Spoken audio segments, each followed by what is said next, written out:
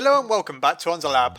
Okay, so of all the characters in Undertale I've looked at, I've probably looked at Alphys the least. I'm pretty sure I've dedicated at least the majority of one episode to each character, all with the exception of the Royal Scientist. That's slightly ironic obviously, considering she's the face of my channel, so I've decided to do a new mini-series. If you like this first episode, that is of course. I'm going to go over fan favourite characters from Undertale, explain their lore, and perhaps teach you something you didn't already know about them, starting with Dr. Alphys. Don't cross the streams or travel at 88 miles per hour, because we're going to talk about everyone's favourite fictional lizard crossed with an otaku, starting now.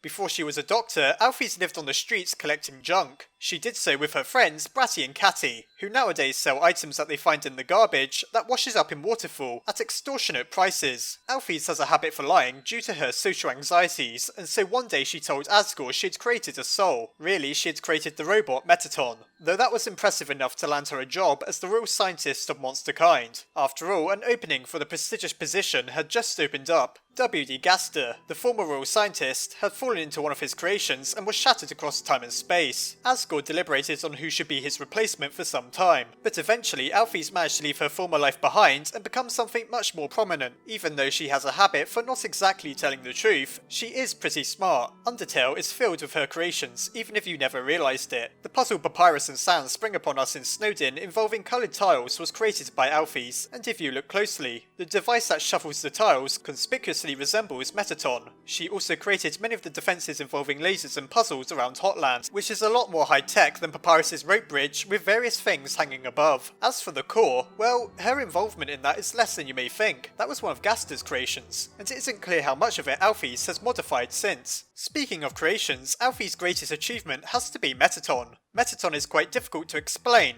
as though the game calls him a robot, it isn't obvious how true that is. As I explained in my episode on Mettaton's origins, which you can check out in the description if you wish, Mettaton was originally a ghost like Napster Blue or the Mad Dummy. Ghosts in Undertale like to possess objects so that they have a physical body, and that's what inspired Alphys to make Mettaton the body of his dreams. Thanks to her, he can express himself however he wishes, mostly through dancing. However, that doesn't exactly make him a robot. He's a ghost possessing a metallic body, and while making movable joints and the various features Mettaton has built into him must have been quite complicated, Alphys never made true artificial intelligence. Therefore, while she's always talking about the robot she created, it's debatable how much of a robot Mettaton really is. A humorous thing to note is that considering Alphys' character is obsessed with anime, Mettaton could be described as a ghost in a shell, like the well-known anime Ghost in the Shell. Alphys is known for creating many other things however, and very few of them were nearly the success that Mettaton was. Alphys has been trying to play God for some time, not because she's a megalomaniacal evil scientist, but because she wants to find a way of shattering the barrier. She discovered the power of soul magic and determination, and figured she was onto a way of finally freeing monster kind. Unfortunately, she just made things a whole lot worse. Within the true laboratory, she experimented upon dying monsters, and in an attempt to save their lives, she gave them injections of determination harvested from human souls, expecting them to live past death as humans do in the world of Undertale thanks to how determined they are. She was shocked to find them melting into sticky puzzles and fusing together, becoming the freaks of nature known as the Amalgamates. This isn't the Amalgamates' first appearance within a video game, however. The Amalgamates is a concept that actually originates from Toby Fox's Halloween hack for the game Earthbound, though like Alphys, Toby Fox regrets his miscreation and wants to forget about it, so I'll swiftly move on.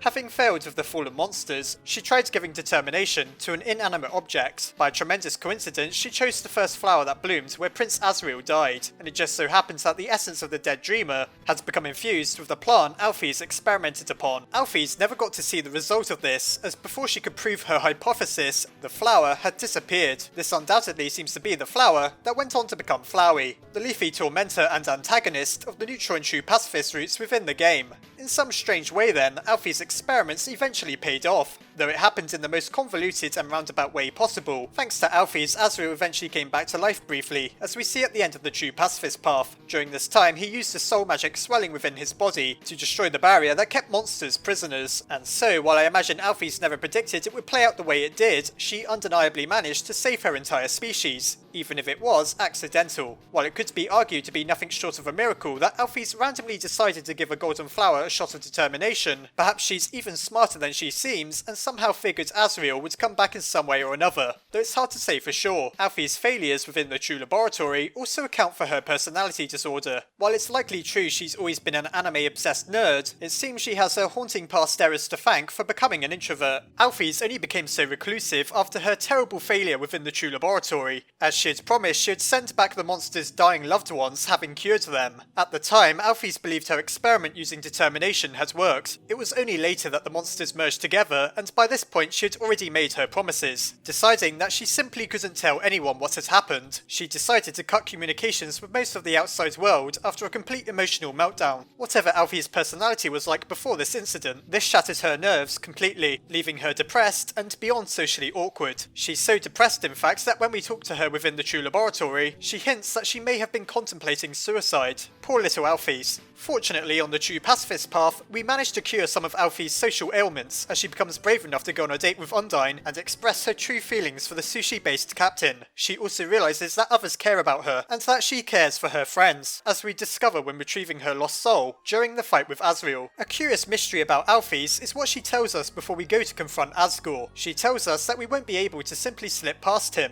and instead we'll need at least a human soul and a monster soul to get past the barrier, as otherwise we won't be strong enough. In other words, we have to kill Asgore to escape, and there's no way around it. What doesn't make sense is that simply isn't true. On the neutral path, when we defeat Asgore, his soul is always destroyed by Flowey, and we then go on to fight Omega Flowey. After beating him, we clearly go free of the underground, as we receive a call from Sans telling us what's been happening after we left. So how exactly did we get past the barrier? Our human soul must have been strong enough by itself to let us pass. So did Alphys consciously lie to get us to kill Asgore, or did she simply make a mistake? It isn't exactly clear why Alphys would want Asgore dead, so maybe this is just a plot hole, or maybe she underestimates how determined the human is. What makes this even more confusing is that to our knowledge only monsters can absorb human souls, and not vice versa. Alphys really seems to have no idea what she's talking about here, and it seems odd that she would encourage us to slay the king, but your guess is as good as mine. Alphys has her own leitmotif. A leitmotif is a recurring and distinctive melody between songs, basically a few recognisable notes that makes different compositions sound similar. The songs which Alphys' leitmotif appear in include Alphys' main theme, She's Playing Piano, Bird That Carries You Over a Disproportionately Small Gap, Here We Are, and interestingly, Battle Against a True Hero. Battle Against a True Hero is the song that plays as we fight Undyne the Undying on the genocide path, where she's far more stronger than she ever was before, as she realises the fate of humans and monsters rests upon her shoulders. Perhaps this is an indication that Undyne will always care about Alphys, even in this morbid timeline, where the human went on to kill every last monster they came across. That fight in particular would be a lot easier if I didn't find myself rooting for Undyne rather than myself. I've mentioned this before, but Alphys had a completely different theme originally to the one we know now. Toby Fox decided to redo it from scratch as he felt it sounded too similar to a song from another game. Take a listen.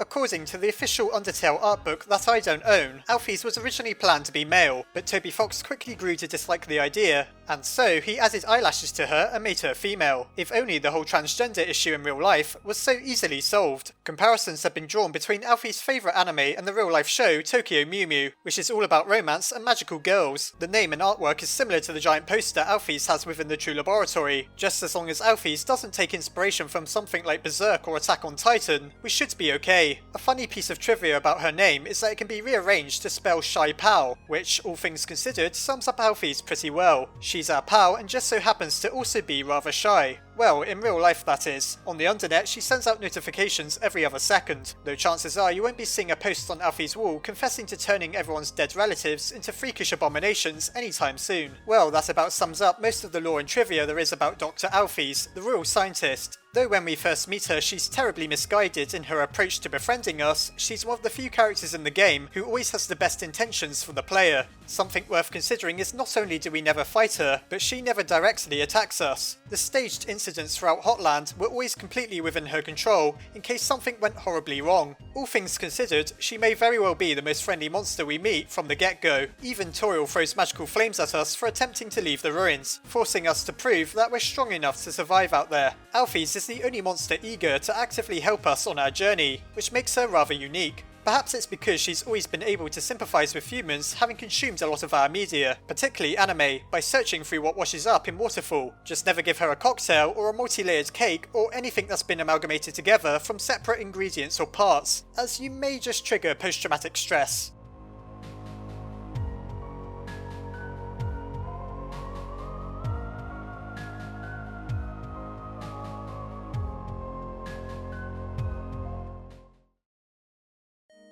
I think we can all agree it was about time I made a video dedicated to Dr. Alphys. She may be one of the most complex characters in the game, as most of her personality is only explained to us on the true pacifist route, and even then a fair amount of it is left up to our interpretation. Tell me what you think about Alphys, whether you like the character, and if you learnt something new this episode. Also feel free to tell me who your favourite Undertale character is, and if you liked this video, as maybe I'll make an episode focusing on them. As always, thank you for watching, don't fall into the magma when crossing the steam vents in Hotland, and I'll see you next time.